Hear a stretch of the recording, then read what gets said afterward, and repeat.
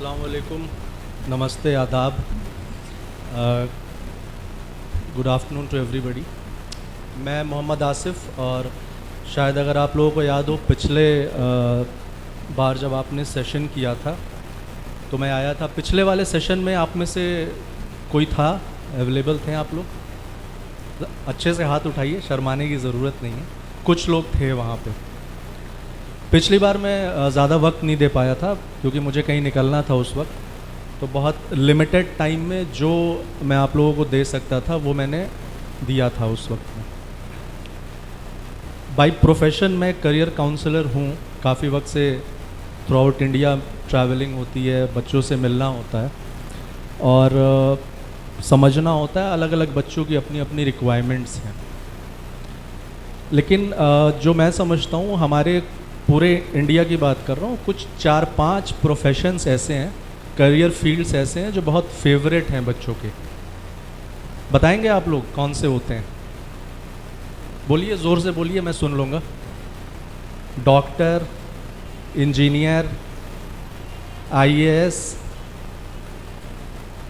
PCS, ठीक है, civil services में वो, और कुछ नेट जेआरएफ एकेडमिक्स, ओके, और कुछ नीट, वो मेडिकल डॉक्टर वाली फील्ड आ गई। चलिए, अच्छा, आप में से कितने हैं डॉक्टर्स जो बनना चाहते हैं? डॉक्टर अच्छे से हाथ उठाइए। टेंशन वाली बात नहीं है, बस बातचीत होनी है। कोई यहाँ स्पीच नहीं दूंगा, कोई क्वेश्चन नहीं करूँगा आपसे, आप परेशान नहीं हो, बस हाथ उठाइए। डॉक्टर कितने बनना चाहते हैं? और इंजीनियर? इंजीनियर वाले भी हैं। अच्छा, जो लोग डॉक्टर बनना चाहते हैं, अगर वो डॉक्टर नहीं बन पाए बिकॉज ऑफ एनी रीज़न, होते ही ना पॉसिबिलिटीज़, हो भी सकता है, नहीं भी हो सकता है, मतलब आई विश कि आप बने, तो आपने कुछ बैकअप सोचा है क्या करेंगे उस केस में? बस हाथ उठाइए, पूछूंगा नहीं क्या बैकअप सोचा है या नहीं सोचा है, या आइडिया ही नहीं है कि अगर डॉक्टर नहीं बने तो और क्या कर सकते हैं। ये सिचुएशन है? यस, नो, कुछ सर हिलाइए, बताइए। कंफ्यूजन वाली सिचुएशन है ज़्यादातर, करेक्ट? चलिए, मैं आपको एक सर्वे का डेटा है वहाँ से शुरू करता हूँ। 2020 में एक सर्वे हुआ था, इंडिया टुडे ने सर्वे किया था। इंडिया टुडे का नाम आई गेस सभी को पता होगा।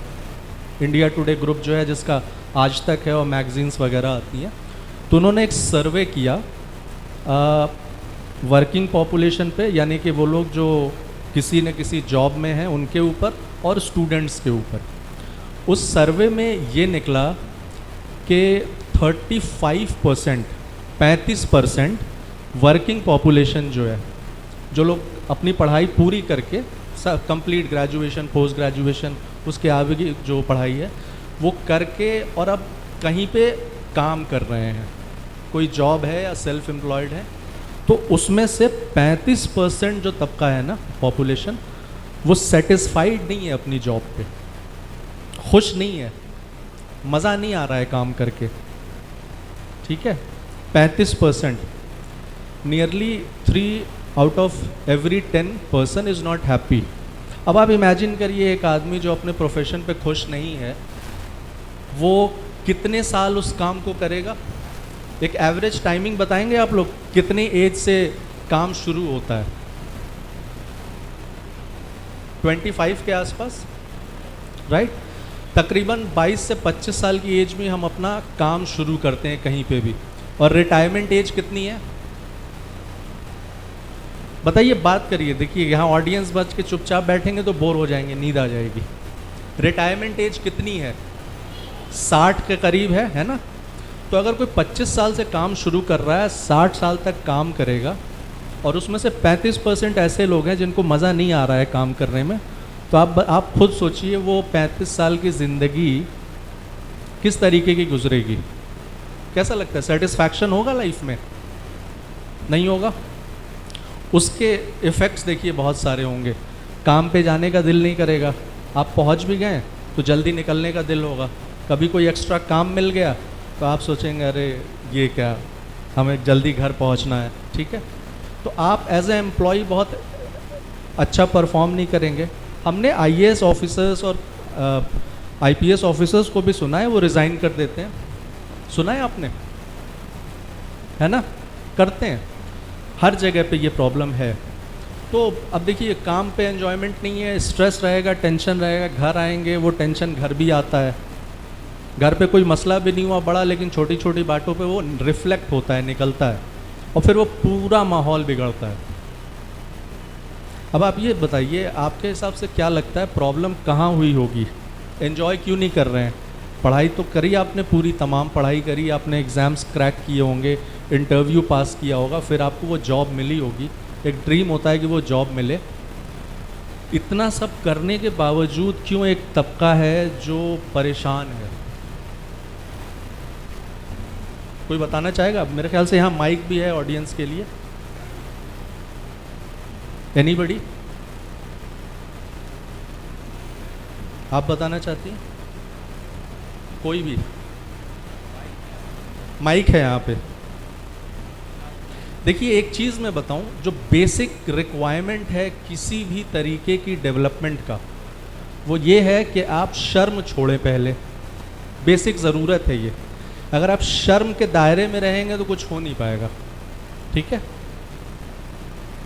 किसी का कुछ कहना है इस पे कि आपको क्या लगता है क्या प्रॉब्लम रही होगी? कुछ भी बताइए। देखिए यहाँ कोई किसी को जज नहीं करने वाला है। हाँ, यहाँ ये स्टूडेंट कहना चाहती है। सर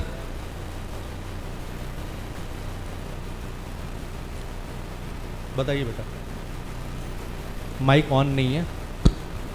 क्योंकि उन्होंने अपना दूसरा इंटरेस्ट, सेकंड इंटरेस्ट के बारे में सोचा नहीं, इस वजह से बैकअप, जो कि सेकंड बैकअप होता है, इस वजह से उनका लेस अट्रैक्शन है उनके प्रोफेशन की तरफ। I think so. तो आपका ये कहना है कि वो फोकस उनका जो है वो हिल गया है कहीं ना कहीं पे। और कोई जवाब इससे रिलेटेड या और कोई सोच? हाँ, good afternoon everyone. Good afternoon. I am Bhumi Jaiswal.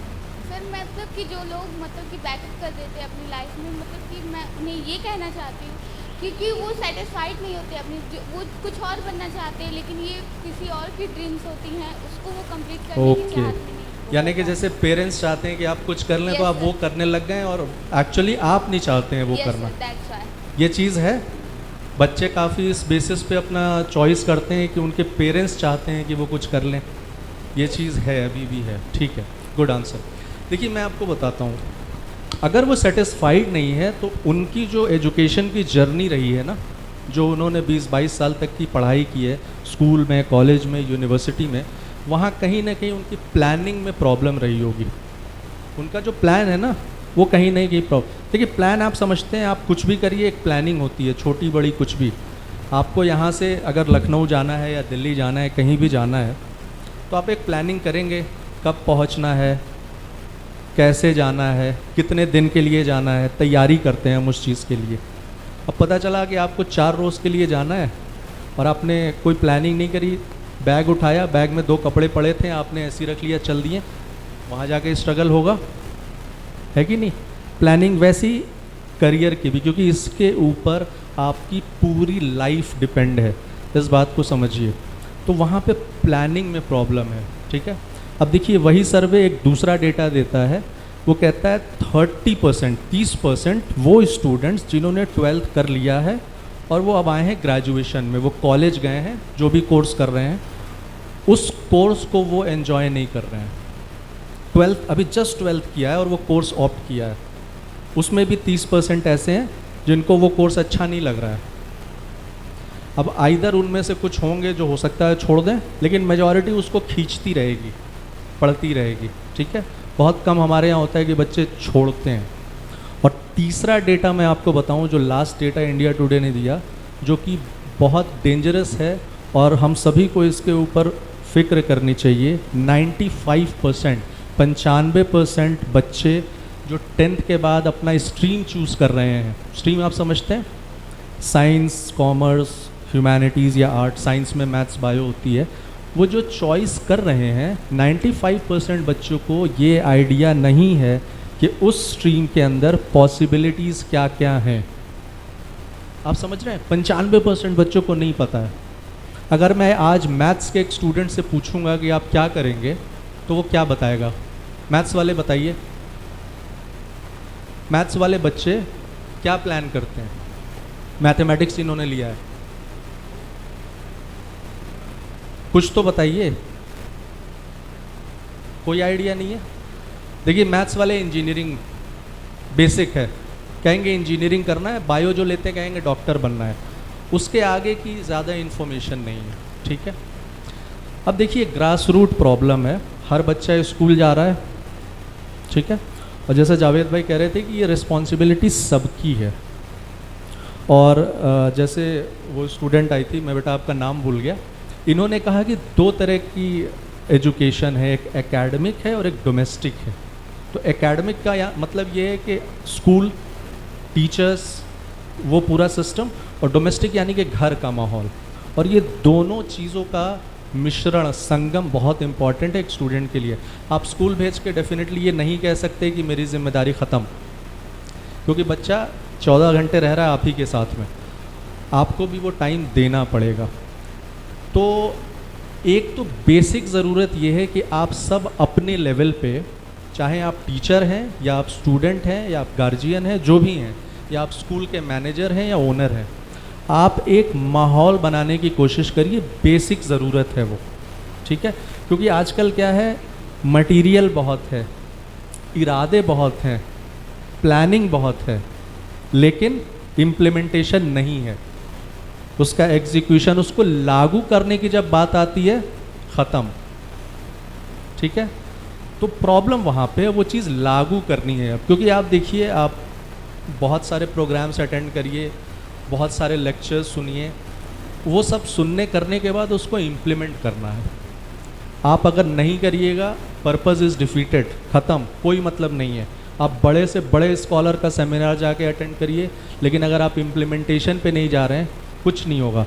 आपने सोचा कि चलो आज मैं 4 घंटे का एक सेशन अटेंड करके आता हूँ, मेरी नॉलेज बढ़ गई, उसका आपने एप्लीकेशन क्या किया, इसके ऊपर कुछ नहीं। उसके बाद आप गए, आपने इंस्टाग्राम खोला, आप रील्स देखने लगे, ठीक है, आपने यूट्यूब खोला, आप अपनी जो भी आपका एन्जॉयमेंट है, मनोरंजन है, आप उसमें लग गए, जिसमें आपको मज़ा आ रहा है वो आपने पिक कर लिया, ठीक है। अब देखिए अलग अलग लेवल पे आप क्या कर सकते हैं, मैं कुछ सजेशंस अपनी तरफ से दे देता हूँ, लेकिन एक चीज़ का ही मेन प्रॉब्लम है, आप सभी को फोकस करना है, एप्लीकेशन उसका करना पड़ेगा, अदरवाइज़ नहीं हो पाएगा। और एज अ कम्युनिटी हमको करना पड़ेगा, अकेले अकेले कोई नहीं कर पाएगा। जैसे एज ए स्कूल में अगर कहूँ कि अगर आप स्कूल चला रहे हैं, आप एक टीचर हैं या आप मैनेजर हैं, आप अपने स्कूल के अंदर एक करियर काउंसलिंग का बोर्ड क्रिएट करिए, ठीक है। जैसे अलग अलग बोर्ड्स होते हैं स्कूल के अंदर, आप उस पर बहुत सारी इन्फॉर्मेशन, न्यूज़पेपर की कटिंग लगाते हैं, बहुत कुछ लगाते हैं। आप अपने स्कूल में एक कोई टीचर ऐसा अपॉइंट करिए या किसी को ये जिम्मेदारी दीजिए कि भाई करियर रिलेटेड जो कुछ भी चीज़ें आपको मिल रही हैं, जो स्टूडेंट्स के फ़ायदे की हैं, वो आप निकालिए, बोर्ड पे लगाइए, बच्चों को उससे इन्फॉर्मेशन मिले। ज़रूरी नहीं है कि आप जो इन्फॉर्मेशन निकालें वो बच्चों के स्टेप बाय स्टेप गाइडेंस करें, ज़रूरी नहीं है। तो आप शुरुआत कराइए, बच्चों के पास वो आइडिया पहुँचे, उनके पास एक टर्म पहुँचे जिसके ऊपर वो सोचें। जैसे फॉर एग्जांपल मैं एक वर्ड बोलता हूँ, प्रोडक्ट डिज़ाइनिंग, ठीक है। हो सकता है आप लोगों ने नहीं सुना हो इस वर्ड को पहले, प्रोडक्ट डिज़ाइनिंग। आपने फैशन डिज़ाइनिंग सुनी होगी, है ना। डिज़ाइनिंग अगर हम बोलते हैं हमारे कंट्री के अंदर, पहले फैशन डिज़ाइनिंग तुरंत आता है दिमाग में। और एक छोटे गांव में जो है मार्केट में भी एक टेलर बैठा, वो अपने आप को फैशन डिज़ाइनर बोलेगा, वो अपनी दर्जी की दुकान को बुटीक बोलेगा, ठीक है, क्योंकि उसका एक माहौल है। लेकिन द मोमेंट आई से प्रोडक्ट डिज़ाइनिंग एक नई चीज़ आई। अब आप इसके ऊपर अपनी रिसर्च करिए, अपने लेवल पे सर्च करिए कि ये है क्या, ठीक है, होता कैसे है, कहाँ पढ़ाया जाता है, इसमें जाना कैसे है, और इसमें से निकलने के बाद हम क्या कर सकते हैं। ये बेसिक लेवल रिसर्च आप सबको करना पड़ेगा। एज ए टीचर आप अपने स्टूडेंट्स को फैसिलिटेट करिए इन चीज़ों से। और आप अगर एज ए स्टूडेंट कर रहे हैं, जैसे मान लीजिए आप एज ए स्टूडेंट, आपका 10 का ग्रुप है, आप 10 दोस्त हैं आपस में, ठीक है, आप अपने व्हाट्सएप ग्रुप्स बनाइए, होंगे भी आप लोगों के, जिसमें आप लोगों के हंसी मजाक, जोक्स, फ़ोटोज़ वगैरह आते जाते होंगे, ठीक है। उसके अंदर आप अपने लेवल पे रिसर्च करके चीज़ें डालिए। और ऐसा नहीं, जैसे जावेद भाई बता रहे थे कि पता चल जाए तो अपना फ़ायदा उठा लेना और कम से कम दूसरों को बताना, ठीक है। तो ये तो कोई सल्यूशन नहीं हुआ, क्योंकि कभी कभी क्या होता है, हमारे पास कुछ इन्फॉर्मेशन होती है वो पूरी नहीं होती, हमें थोड़ा बहुत पता होता है, या हो सकता है कि हमें प्रॉपर इन्फॉर्मेशन ना हो, कुछ गलत इन्फॉर्मेशन हो। The moment we start sharing, जब हम उसको दूसरों तक पहुंचाते हैं, हो सकता है अगले को पता हो तो वो आपको करेक्ट कर दे। Try working as a group, ठीक है, एक दूसरे को सपोर्ट करके आगे चलिएगा। टांग खींचने वाली प्रवृत्ति में रहेंगे, अगर उस मेंटालिटी में रहिएगा, कहीं कोई नहीं पहुंच पाएगा। इस बात की मैं गारंटी दे रहा हूँ, और इस बात की भी गारंटी है कि जब अगर ग्रुप में काम करिएगा तो उसका बेनिफिट ज़्यादा मिलेगा, ठीक है। अब देखिए, बोर्ड्स जो हैं, CBSE बोर्ड, ICSE या जो भी बोर्ड्स हैं, उनमें अब धीरे धीरे, क्योंकि ये न्यू एजुकेशन पॉलिसी आई है, इसकी वजह से भी और पहले भी एक रिक्वायरमेंट थी बोर्ड की तरफ से हर स्कूल को कि आप काउंसलर रखिए स्कूल्स के अंदर। जो लोग स्कूल का हिस्सा हैं वो समझते होंगे कि आपके स्कूल में काउंसलर होना चाहिए, ठीक है, जिसकी जिम्मेदारी प्राइमरीली ये होती है पहले कि वो ये समझे कि बच्चे की मेंटल हेल्थ सही रहे। मेंटल हेल्थ आप लोग समझते हैं? मेंटल हेल्थ कोई आइडिया है? सुना है ये वर्ड? सुना है? जैसे फिज़िकल हेल्थ होती है, बीमारी है, खांसी बुखार XYZ जो भी है, वैसी मेंटल हेल्थ में भी है। और आज जब कोविड हुआ तो उसमें थोड़ा ज़्यादा लोगों ने इस चीज़ को समझना शुरू किया है। एग्जिस्ट करती थी पहले भी, लेकिन ध्यान नहीं दिया जाता था। और वो स्कूल लेवल पे भी बच्चों में भी बहुत दिक्कतें होती हैं। तो काउंसलर का एक प्राइमरी काम वो होता है। दूसरा, करियर काउंसलिंग भी वो देख सकते हैं, या HODs हैं स्कूल के अंदर, आप साइंस के HOD हैं, आप कॉमर्स के हैं, तो आप अपनी फील्ड की चीज़ें निकालिए, टॉप के कॉलेजेस निकालिए, स्टूडेंट से शेयर करिए, क्योंकि ग्रास रूट लेवल पे यहीं से काम शुरू हो सकता है, ठीक है।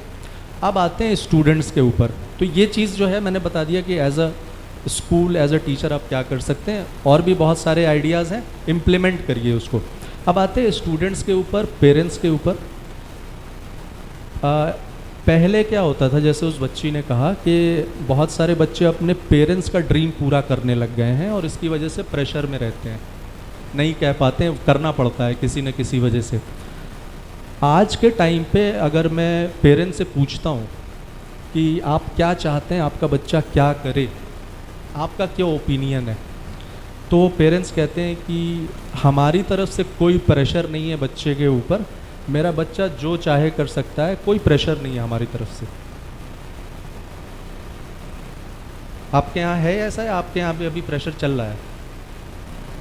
नहीं है?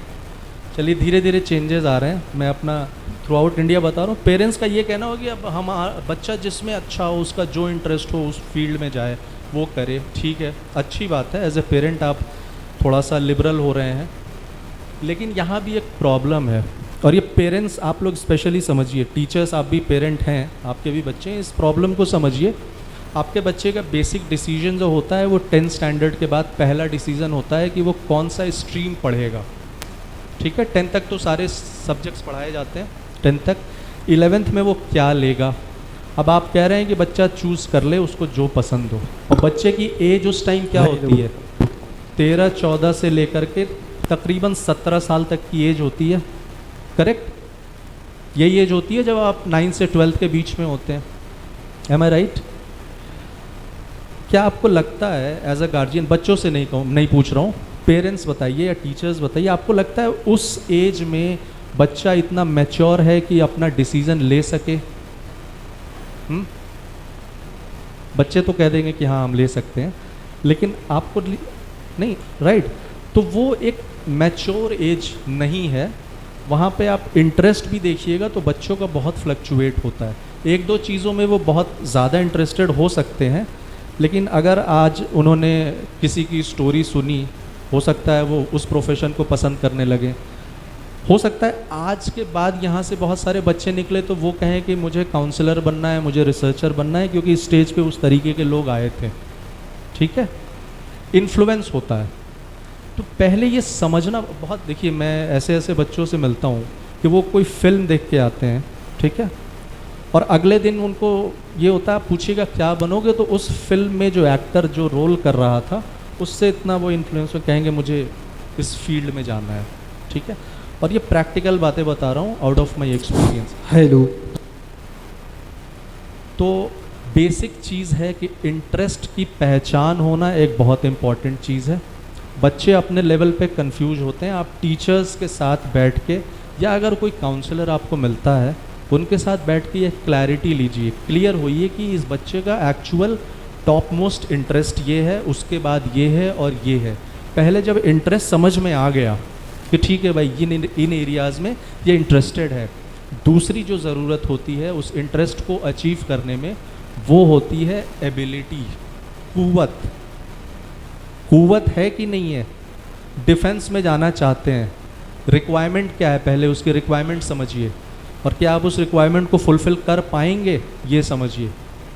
ठीक है, जैसे किसी को जैसे ऐसे जनरली हो गया कि डॉक्टर बनना है, ठीक है भाई डॉक्टर बनना है, अब मेन जो है बायोलॉजी वीक है, कर पाएगा? प्रैक्टिकली नॉट पॉसिबल, नहीं ना। लेकिन अगर उसके ऊपर प्रेशर है और अगर उसके गार्जियन या जो भी लोग जिम्मेदार हैं वो चाहते हैं कि नहीं ये डॉक्टर ही बने, तो वो नीट का पेपर तो देगा, हो सकता है क्वालिफाई ना करे, फिर भी उसका एडमिशन मैनेजमेंट कोटे से किसी तरीके से कराया जाएगा। आप समझ रहे हैं?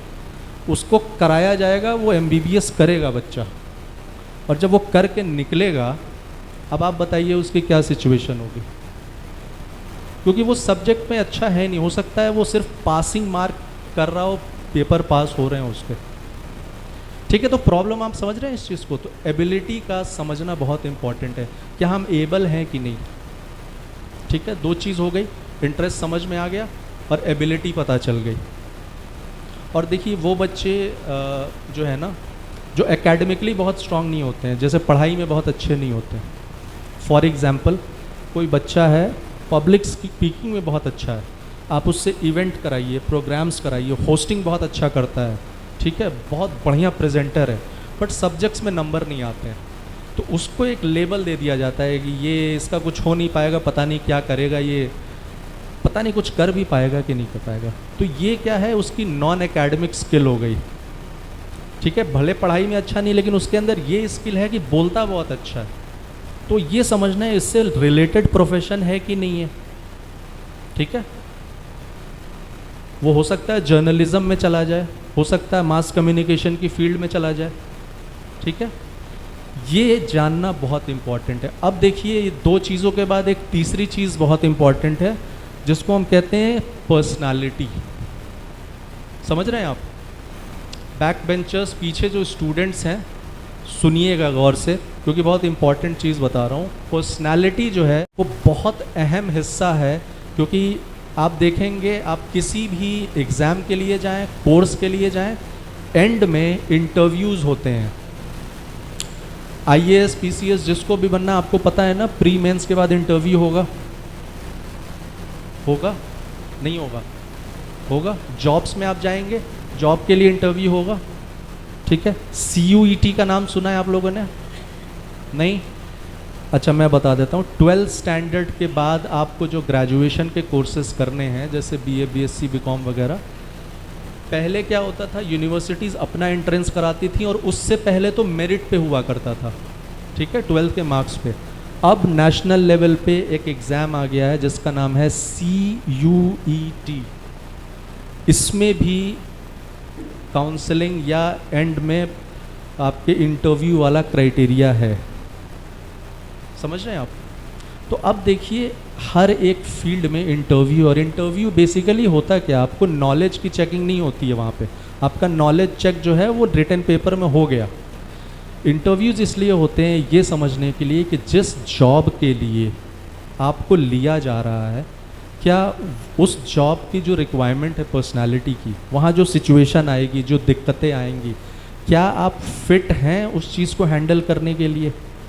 आप लोगों ने बहुत सारे इंटरव्यूज़ देखे होंगे ना यूट्यूब पे, IAS के देखते हैं आजकल, बहुत आते हैं। उसमें क्वेश्चंस सिचुएशन वाले होते हैं। ये समझना होता है कि क्या इस प्रोफेशन के लिए, इस फील्ड के लिए इसकी पर्सनालिटी फिट है कि नहीं है। तो ये तीनों चीज़ बहुत अहम है। अब कोई बच्ची है जो ब्लड देख ले कहीं पे, वो घबरा जाए, उसको रोना आ जाए, चक्कर आ जाए, किसी का हाथ कट गया, कोई एक्सीडेंट देख लिया, लेकिन वो चाहती है कि वो सर्जन बनेगी। अब बताइए क्या होगा इस केस में? इंटरेस्ट तो है और एबिलिटी भी है, सब्जेक्ट भी बहुत स्ट्रांग है, लेकिन सर्जरी करना चाह रही है, जबकि इमोशनली उतनी स्ट्रांग नहीं है। प्रॉब्लम है ना? तो इन एस्पेक्ट्स को, इन चीज़ों को समझना बहुत इम्पॉर्टेंट है। और आप इसको अकेले नहीं कर सकते हैं, तो अपने टीचर्स की हेल्प लीजिए, ठीक है? और टीचर्स, आप इस चीज़ को एक जिम्मेदारी समझ लिए, जो भी एक हर स्कूल के लेवल पे एक आदमी कम से कम या 2 लोग इसकी जिम्मेदारी लें कि आप स्ट्रीम वाइज बच्चों को ये बताएंगे कि देखो इस स्ट्रीम में ये पॉसिबिलिटीज़ हैं, ये है, ठीक है? तो मैं अब कुछ स्ट्रीम रिलेटेड भी बताऊं आप लोगों को, या क्लैरिटी है? चलिए मैं कुछ चीज़ें बता देता हूँ, बेसिक चीज़ें, क्योंकि मैंने पिछली बार जब मैं आया था, मैं 10 मिनट ही टाइम दे पाया था, तो मैंने ये ज़रूर बताया था कि 10 अलग अलग फील्ड्स कौन सी होती हैं, ठीक है? आप चाहें तो अपने मोबाइल में वॉइस रिकॉर्डिंग स्टार्ट कर लें अभी, क्योंकि आपको याद नहीं रहेगा, ठीक है?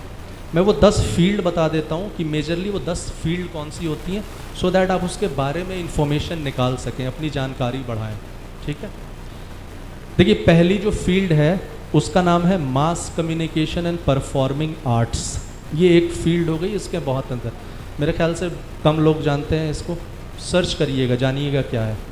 दूसरी फील्ड है, उसको कहते हैं creative designing and fine arts, जिसमें ड्राइंग से रिलेटेड फील्ड्स होते हैं, ठीक है? फिर आ गई साइंस एंड टेक्नोलॉजी, जो पूरी इंजीनियरिंग और ये सब है। फिर मैनेजमेंट एंड कॉमर्स, ठीक है? Health and medical services. इसके बाद डिफेंस रिलेटेड सर्विसेज एक अलग फील्ड हो गई। टूरिज़्म एंड हॉस्पिटैलिटी, ये एक अलग फील्ड है, जिसमें होटल मैनेजमेंट या ट्रैवलिंग से रिलेटेड बहुत सारे इसमें जॉब्स हैं, ठीक है? इसके बाद एक फील्ड आ गई एडमिनिस्ट्रेशन एंड जुडिशरी, जिसमें लॉ है, सिविल सर्विसेज हैं, इसमें जुडिशरी है, जज वगैरह, ये आ गया। एजुकेशन की फील्ड, जहाँ टीचर बनते हैं आप, एकेडमिक्स करके आगे आप प्रोफेसर, लेक्चरर, ये सब बनते हैं, ठीक है? और एक फील्ड है जिसको मैं करियर अब्रॉड कहता हूँ, उन बच्चों के लिए जो इंडिया के बाहर जाना चाहते हैं या उनके लिए पॉसिबल है, तो वो एक ये 10 अलग अलग फील्ड है। इसके अंदर आप गूगल कर सकते हैं कि भाई व्हाट दिस फील्ड इज़, इसके अंदर क्या फील्ड्स हैं, क्या करियर्स हैं, क्या क्या होता है, ठीक है? अब बहुत शॉर्ट में स्ट्रीम वाइज भी मैं बता दूं कुछ चीज़ें। मैथमेटिक्स के जो स्टूडेंट्स हैं, जिन्होंने 11th में मैथमेटिक्स लिया है, इंजीनियरिंग डेफिनेटली एक ऑप्शन तो है, ठीक है? जिसको हम बीटेक बोलते हैं, जहां आप जेई का पेपर देते हैं, ठीक? इसके अलावा देखिए और भी बहुत फील्ड्स हैं जो मैथ्स वालों के लिए स्पेसिफिक हैं। दूसरी फील्ड है, उसको आर्किटेक्चर कहेंगे हम। आर्किटेक्ट्स होते हैं ना आजकल, जो नक्शे बनाते हैं बिल्डिंग्स के, वो एक फील्ड हो गई, बहुत स्पेशलाइज्ड फील्ड है। तीसरी फील्ड रिसर्च की है, ये बायो और मैथ्स दोनों के लिए रिसर्च की फील्ड। रिसर्च वैसे सभी सब्जेक्ट्स में होता है, हर फील्ड में रिसर्च होती है, पीएचडी। ये साइंटिफिक रिसर्च की बात कर रहा हूँ, जिसमें आप BSc research, MSc research, PhD करते हैं।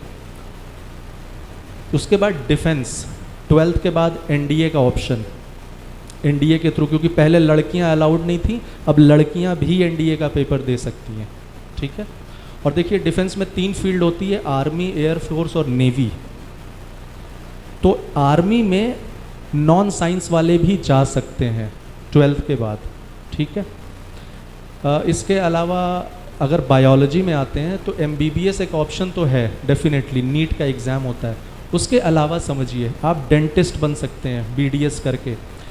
आयुष का नाम सुना है आप लोगों ने? आयुष एक प्रॉपर मंत्रालय, मिनिस्ट्री स्टार्ट है गवर्नमेंट ऑफ इंडिया, आयुष नाम है। तो आयुष में देखिए 5 लेटर है, AYUSH। ए आयुर्वेद है, वाई योगिक साइंसेज है, यू यूनानी है, एस जो है उसको सिद्धा कहते हैं और एच को होम्योपैथी कहते हैं। तो ये जो फील्ड है ये ऑल्टरनेट मेडिसिन के अंदर आती है, ठीक है? एक तो अंग्रेज़ी दवा और ये ऑल्टरनेट मेडिसिन। तो इसके भी जो कोर्सेज हैं बढ़िया हैं, ज़रूरी नहीं कि आप MBBS करें, अगर आपको अच्छा कॉलेज BUMS या होम्योपैथी या अगर आयुर्वेद का भी मिल रहा है, आजकल आयुर्वेद की पॉपुलैरिटी बहुत है, वो आप चूज़ कर सकते हैं। अगर इस फील्ड में नहीं हो पा रहा है, मैंने बहुत सारे बच्चों को देखा है 4-4, 5-5 अटैम्प्ट देते रहते हैं, आप समझ जाइए 2-3 अटैम्प्ट में कि नहीं मुमकिन है, दूसरी तरफ जाइए। एक पूरी फील्ड है पैरामेडिकल की, आप B फार्मा कर सकते हैं, आप फिजियोथेरेपिस्ट बन सकते हैं। शहरों में फिजियोथेरेपिस्ट, अच्छे अच्छे फिजियोथेरेपिस्ट हैं जिनकी अर्निंग डॉक्टर्स से भी अच्छी है, ठीक है, और उनकी पॉसिबिलिटीज़ बहुत हैं। आजकल आप देखिए स्पोर्ट्स की बहुत सारी टीम्स हैं, IPL चल रहा है क्रिकेट में, वो बैडमिंटन के लीग्स होते हैं, प्राइवेट बहुत कबड्डी होती है, टीवी पे सब आता है। हर एक स्पोर्ट्स टीम के बाद फिजियोथेरेपिस्ट होते हैं। पहले फिजियोथेरेपिस्ट की ज़रूरत मेनली ओल्ड एज लोगों को होती थी, जहाँ पे गाउट, आर्थराइटिस, गठिया ये सब होता था, या एक्सीडेंट्स में। आजकल आप देखें लाइफस्टाइल ऐसी हो गई है लोगों की कि आपको 20 साल में स्लिप डिस्क हो जाएगा, ठीक है, आपको लोअर बैक पेन, सर्वाइकल, इन सब में डॉक्टर कहेगा एक्सरसाइज करिए, आपको जाना फिजियोथेरेपिस्ट के पास है। बहुत सारी फील्ड है, ऑप्टोमेट्री की है, टेक्निकल कोर्सेज हैं, इन सब चीज़ों के बारे में पता करिए, ठीक है। एग्रीकल्चर में जा सकते हैं।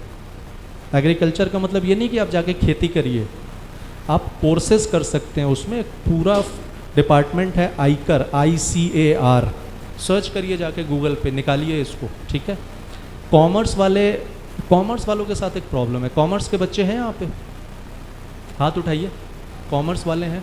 देखिए कॉमर्स वालों के साथ मेरा एक्सपीरियंस ये है कि जब मैं कॉमर्स वालों से पूछता हूँ 11th-12th में कि क्या प्लानिंग है, क्या करेंगे, तो वो ज़्यादातर कहते हैं CA करेंगे हम, ठीक है, CA कहते हैं।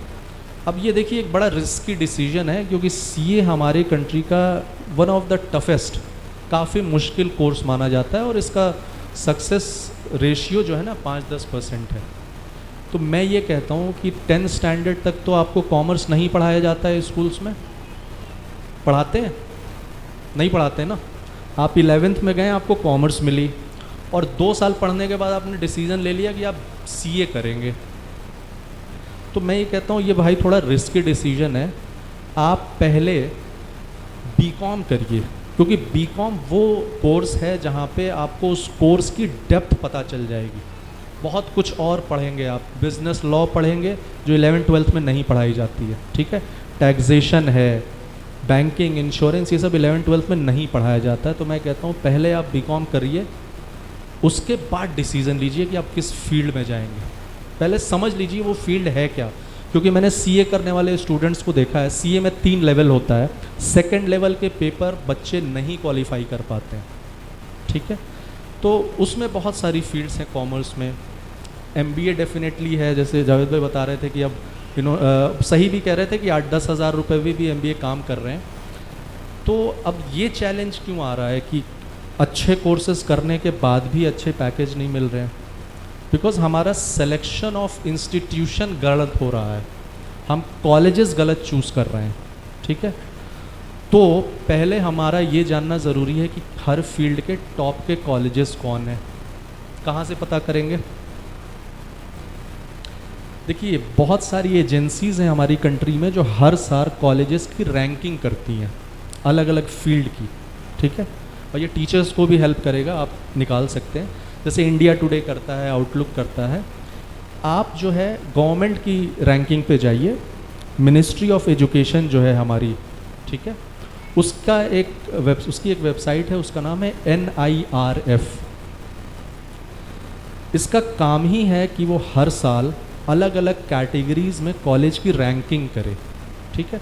अब इस पे भी बहुत सारे लोग क्वेश्चन करते हैं कि भाई क्या ये रिलायबल है, नहीं है, तो मैं उसमें नहीं जाऊंगा, लेकिन एटलीस्ट आपको वहाँ से अच्छे कॉलेजेस की लिस्ट मिल जाएगी, उनकी वेबसाइट मिल जाएगी, आप उन कॉलेजेस की वेबसाइट को चेक कर सकते हैं। फिर उसकी बेसिस पे ये सर्च कर सकते हैं कि उस कॉलेज में जाने के लिए कौन सा एग्ज़ाम देना है, उसकी तैयारी कैसे होगी, ठीक है। तो पहली चीज़ इंटरेस्ट समझिए, दूसरा ये समझिए कि एबिलिटी है कि नहीं उस इंटरेस्ट को पूरा करने की, ठीक है, और पर्सनालिटी भी देखिए अपनी। चुपचाप रहिएगा तो किसी फील्ड में आपका कुछ नहीं हो पाएगा। You have to speak, participation बहुत इंपॉर्टेंट है। एक आपने ट्रेंड देखा होगा कि आप बहुत सारे लोगों के बारे में सुनेंगे, इन्होंने मेंस क्लियर किया, प्री क्लियर किया, मेंस क्लियर किया, इंटरव्यू में नहीं हो रहा है, इंटरव्यू में छट जा रहे हैं, बिकॉज पर्सनालिटी पे काम नहीं हुआ है। तो उस पे आपको काम करना बहुत इंपॉर्टेंट है। तो अगर आपको ये पता चल गया इंटरेस्ट, एबिलिटी, फिर कॉलेजेस पता करिए, कोर्सेज पता करिए और उस डायरेक्शन में बढ़िए। प्राइवेट कॉलेजेस के ट्रैप में मत पड़िए, क्योंकि वो एक पूरा मार्केटिंग सिस्टम है, ठीक है। गूगल पे भी अगर आपने सर्च कर लिया ना कि टॉप 5 MBA कॉलेजेस, तो जिन कॉलेजेस ने गूगल को पेमेंट किया है ऊपर दिखने के लिए, वो कॉलेज ऊपर आ जाएंगे, उस पे नहीं जाना है। ये रैंकिंग सिस्टम निकालिए, उसके हिसाब से चलिए, ठीक है। तो और ह्यूमैनिटीज़ के अंदर देखिए बहुत पॉसिबिलिटीज़ हैं, लॉ की फील्ड है, सिविल सर्विसेज में एनीवेज हर कोई जा सकता है।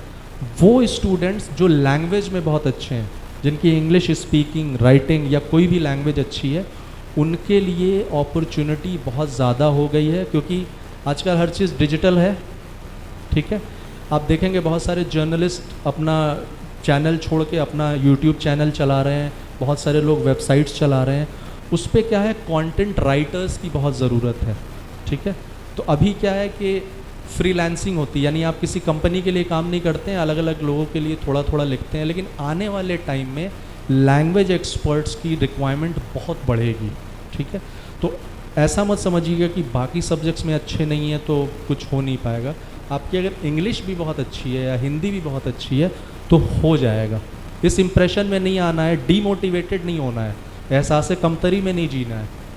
अगर कुछ भी अपने हाथ में है तो कुछ ना कुछ होगा ज़रूर, बिल्कुल पॉसिबल है।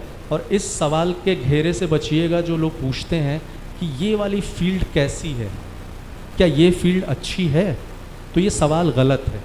अगर वो फील्ड ख़राब होती तो वो एग्जिस्ट ही नहीं करती, वो होती ही नहीं।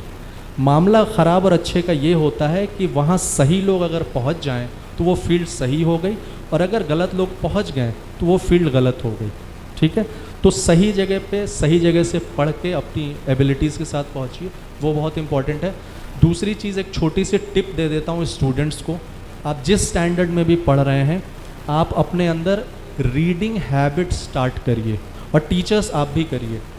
अगर स्कूल के प्रिंसिपल्स या मैनेजर्स हैं तो आप कंपलसरी कर दीजिए कि हर टीचर महीने में एक किताब पढ़े, उसको ला के प्रिंसिपल को जमा करे और उस किताब का रिव्यू लिखे कि आपके हिसाब से इस किताब में आपने क्या समझा, सीखा, राइटर क्या कहना चाहता है, वो चीज़ें। और स्टूडेंट्स आप भी करिए। इससे क्या होगा, इससे आपकी रीडिंग स्किल्स बनेंगी, आप रिव्यू लिखिए, इससे आपकी राइटिंग स्किल्स बनेंगी, और ये सारी चीज़ आपको हेल्प करेंगी आगे चल के, ठीक है। इस हैबिट में आइए। और क्या कर सकते हैं, सब अपना यूट्यूब चैनल बना लीजिए, सभी, ठीक है। रिव्यूज़ डालिए, लिख के नहीं, बोल के बोलिए, कैमरे के सामने बोलने की हैबिट डालिए, ठीक है। इससे आपकी जो एक हेजिटेशन है ना पब्लिक स्पीकिंग की, वो ख़त्म होगी। फिर दोस्तों को इकट्ठा करिए, उनके सामने बोलिए, एक दूसरे के चैनल को प्रमोट करिए, लाइक सब्सक्राइब ये सब करिए, ठीक है। तो आज के हिसाब से अपने आप को ट्रेंड में ला करके अपना डेवलपमेंट करिए और इकट्ठे होकर मेहनत करिए, तो होपफुली इंशाल्लाह सब अच्छी जगह और अपने एबिलिटी के हिसाब की जगह पे सेट हो पाएंगे। ऐसा नहीं होगा फिर कि ग्रेजुएशन के बाद समझ में नहीं आए कि क्या करें, तो बैंकिंग का फॉर्म भर रहे हैं, सिविल सर्विसेज भर रहे हैं, एसएससी भी भर रहे हैं, रेलवेज़ भी भर रहे हैं, सब भर रहे हैं। क्योंकि ये प्रॉब्लम है, ग्रेजुएशन के बाद बच्चे इलाहाबाद, प्रयागराज हो गया है, खैर फिर दिल्ली या कहाँ जहाँ भी कोचिंग सेंटर से वहाँ पहुँच जाते हैं, बड़ी तादाद पहुँचती है, सालों साल मेहनत होती है। तो अगर आप पहले ही डिसीज़न ले लेंगे समझ के, तो इसमें बेनिफिट हो जाएगा, ठीक है। किसी को कुछ पूछना है तो प्लीज़ पूछ लीजिए। सर अभी ले लें क्वेश्चंस या एंड में ले लें, क्योंकि बाकी स्पीकर्स भी हैं। एंड में ले लें, ठीक है। हम एंड में क्वेश्चंस ले लेंगे अगर किसी को कुछ पूछना होगा तो, ठीक है। Thank you very much for your time और पेशेंस। आई होप आपके लिए फ़ायदेमंद हो, और प्लीज़ इसको फॉलो करिए। Thank you.